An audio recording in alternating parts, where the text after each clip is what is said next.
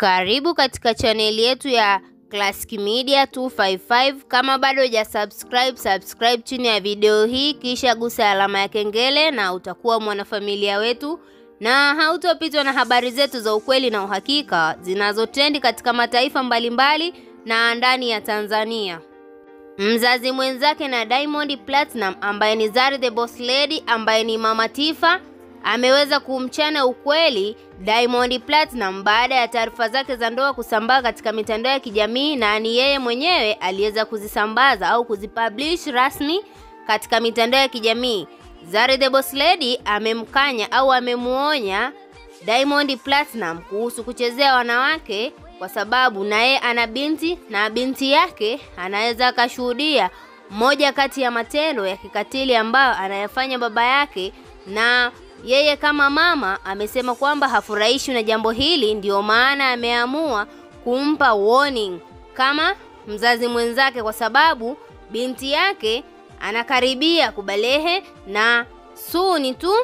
ataweza kujua ni yapi yanayoendelea katika mitandao ya kijamii yanayomhusu baba yake. Hususan Diamond Platinum amekuwa ni mtu wa kubadilisha wanawake kila mara, na kila akibadilisha wanawake wengine anakuwa anawaacha tu from nowhere, kwa sababu hapo awali aliweza kusema kwamba yeye binafsi kama Diamond Platinum akimchoka mwanamke hawezi kumwambia kwamba move on au waachane. Yeye atafanya matukio ambayo yatamfanya yeye mwenyewe aweze kumove on huyo mwanamke.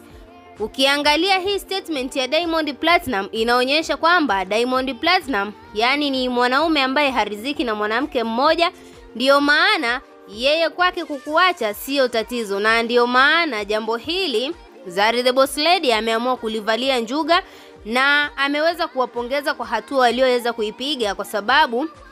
swala la ndoa sio swala la mchezo, na mwanadada Zuchu ameweza kuvumilia mengi mpaka hata kuipata hiyo ndoa. Ndio maana Zari the Boss Lady ameweza kuwapongeza kwa hatua aliyoifanya, ila akamuonya Diamond Platinum